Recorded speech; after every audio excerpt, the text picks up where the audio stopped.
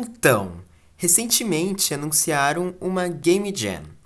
No começo eu não fiquei animado, mas quando eu vi os prêmios, eu resolvi participar. Pera. Você não sabe o que é uma Game Jam? Bem, deixa eu te explicar. Uma Game Jam é um concurso onde desenvolvedores se juntam para criar um jogo em um curto período de tempo e em um tema específico, onde o melhor jogo vence.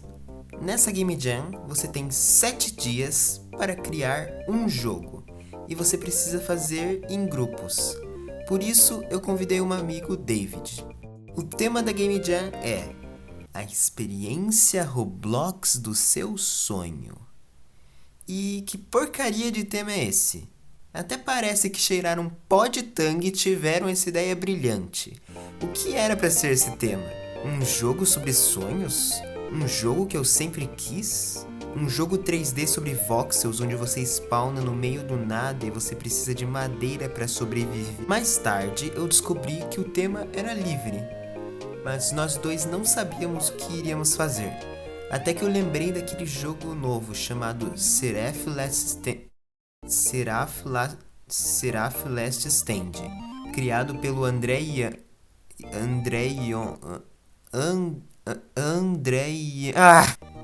Esse jogo era um roguelike, onde você passa por ondas de inimigos enquanto você melhora o seu personagem. Nós resolvemos criar um roguelike que se passaria nos tempos medievais. Já com a ideia em mente, eu criei um novo grupo. Ai, que caro! Daí eu criei uma nova Base Plate, que vai ser a nossa place principal. E depois comecei a organizar ela, porque é como dizem, a organização é sempre a chave para a organização. E não é que isso é verdade? Enfim, uma das coisas que eu vou precisar é de um sistema para gerar um mapa aleatório. Mas temos um problema. Eu não tenho a mínima ideia de como fazer isso. Por isso eu tentei criar um, mas eu falhei miseravelmente. Então, como um programador experiente que criou mais de 3 jogos, com mais de 1 ano de experiência, eu fui lá e pesquisei no YouTube. E por incrível que pareça, eu não encontrei nada que eu queria. E pesquisando mais a fundo, eu encontrei esse vídeo que ensinava como fazer exatamente o que eu queria. Mas tinha um problema. O vídeo era na Unity e eu estou usando o Roblox Studio. E caso você não saiba, a Unity usa a linguagem de programação C#, enquanto o Roblox Studio usa Lua. Não aquela Lua, essa Lua. Mas, para minha sorte, a lógica que você utiliza na Unity pode ser replicada para o Roblox Studio. Então, como um exemplo de um programador, eu sei que você entendeu. Eu fui lá e copiei todo o código. Depois de eu ter refeito o código, ele estava funcionando uma maravilha, sem nenhum erro. Como você pode ver, não deu muito certo. Por algum motivo, várias salas estavam gerando uma em cima da outra. E eu não sabia como. Depois de um tempo caçando bugs, eu descobri que quando o jogo gerava uma sala do lado da outra, ficava um spawn point na sala anterior. E o jogo pensava, dá pra colocar mais uma sala aqui. Sendo que não dava, porque já tinha uma sala ali. Daí o jogo acabava gerando trilhões de salas, uma em cima da outra. Eu tentei de tudo. Eu tentei checar se a posição do spawn point era a mesma de outros spawn points e não dava. Até que uma hora eu acabei desistindo e criando um post no Dev Forum. E um cara falou, você poderia usar magnitude ao invés de checar a mesma posição. Aí eu paro e penso por 3 segundos. Mas antes que você se perca, com a magnitude de 2 posições, nós podemos calcular a distância delas. Então eu fiz para que quando o jogo vá gerar uma sala, ele crie uma sala imaginária e coloca na posição em que a sala deve ser gerada. Depois disso, o jogo faz um loop em todas as salas que já foram geradas e checa se a magnitude do chão da sala imaginária e da sala do loop é menor ou igual a 50. Se sim, o jogo fala: espera que aqui já tem uma sala, e tenta gerar essa sala em outro lugar. Resumindo, esse mapa acaba virando esse mapa. Bem, agora eu tenho que fazer os inimigos, porque, sério, olha a gameplay do jogo. Eu sem querer fiz um walking simulator. Literalmente, a única coisa que dá pra fazer nesse jogo é andar. Nem pra apreciar o mapa o jogo serve. Por quê? Porque as salas estão horríveis. A única coisa que dá pra fazer aqui é andar.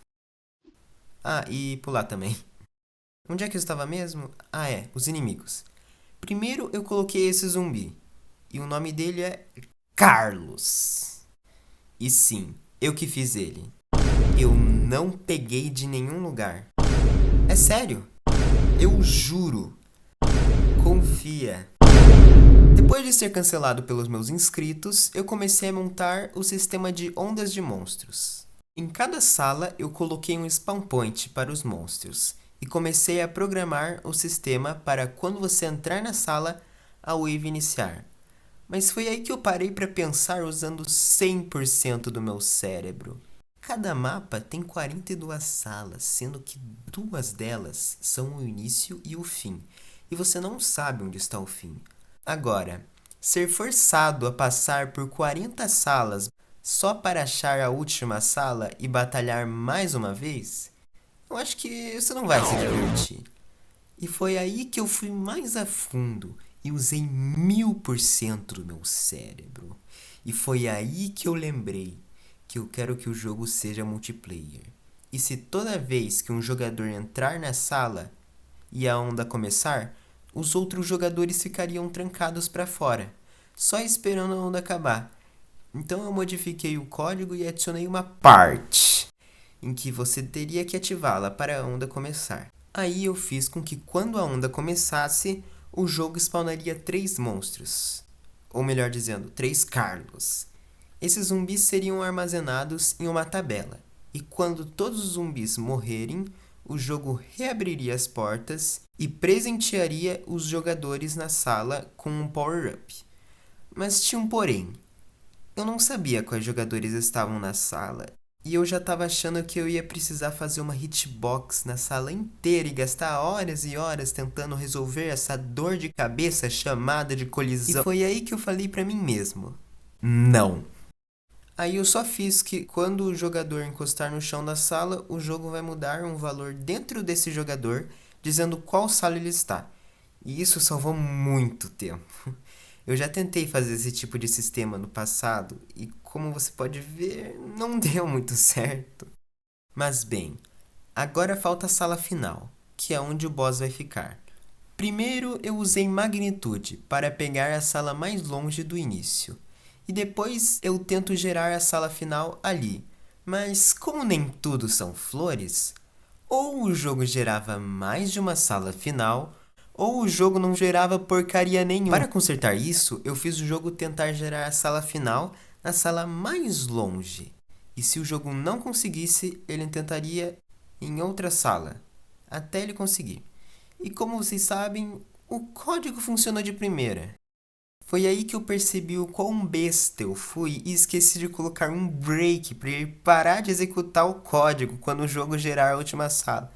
Mas bem, agora que estava tudo funcionando, eu podia partir para o visual do jogo. Então eu comecei a melhorar a parte que ativava as ondas de inimigos. Por isso eu importei 4 kits de construção medievais do Roblox. E dentro de um dos kits eu encontrei essa engenhoca que segura um cristal. E resolvi usá-la. Mas como nem sempre a vida é justa, eu não conseguia mudar a cor do cristal. Então eu baixei a textura que o modelo usa e descobri que todos os modelos desses kits usam a mesma textura, fazendo a textura ter essa aparência de uma gororoba. O que até que foi um pouco engraçado. Mas o mais importante é que eu abri um editor de imagem, encontrei os pixels azuis claros, deletei eles e importei a nova textura. Daí depois eu consegui fazer o cristal funcionar e adicionei 12 lindas cores para o cristal, que seriam aleatórias. Além disso, eu também adicionei algumas partículas para deixar o cristal mais bonito e programei ele para quando a onda acabar, ele fique preto com algumas partículas que demonstram trevas, escuridão, emo. Depois disso, eu aumentei o tamanho das salas e adicionei 10 salas novas, ficando com 12 no total. E eu e meu amigo começamos a construir as salas.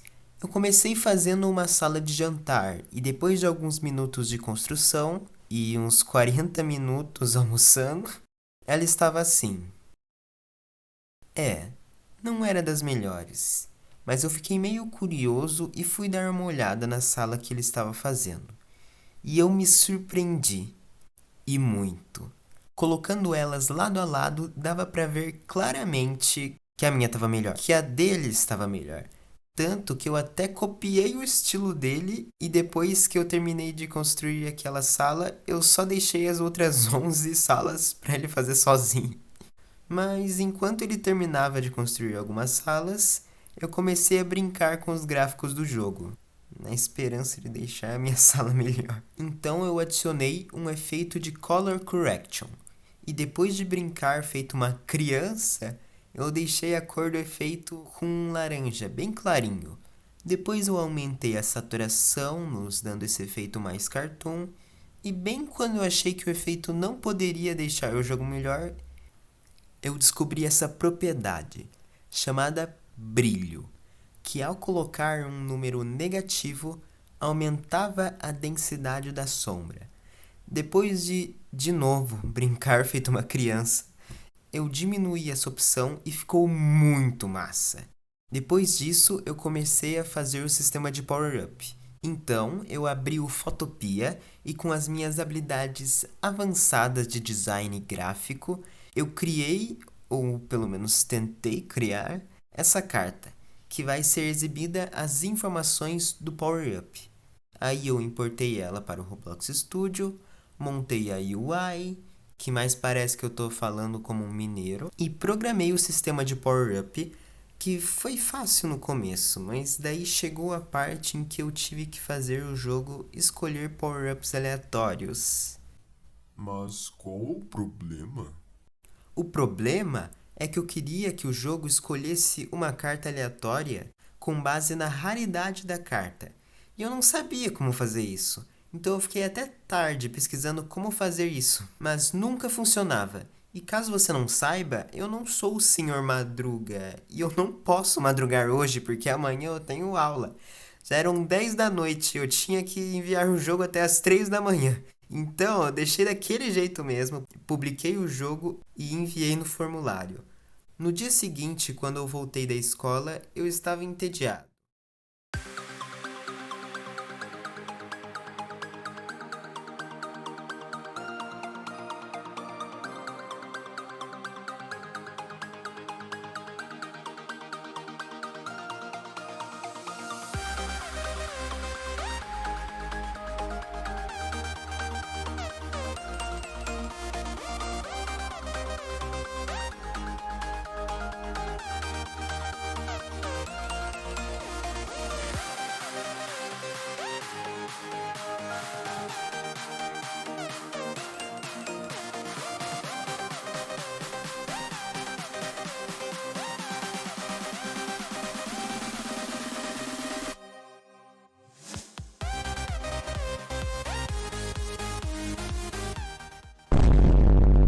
Agora, e conhecido como meses depois do fim da Game Jam, eu resolvi fazer algumas pequenas mudanças no jogo.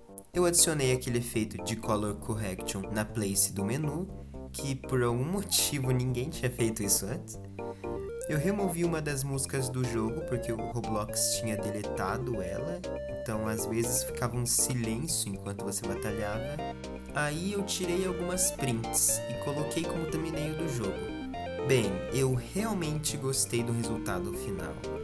Foi o jogo mais bonito que nós fizemos. E é claro que esse jogo não seria possível sem o David, que fez as animações, o sistema de combate, a EA dos inimigos ou inteligência artificial, as construções, o menu, que ele só copiou de outro jogo.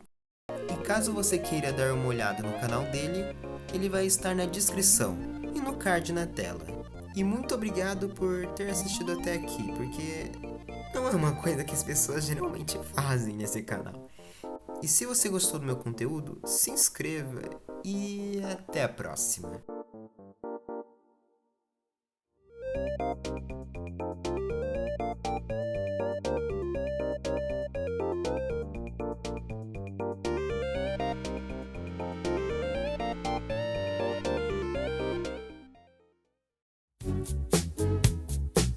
Olha o Moonwalk.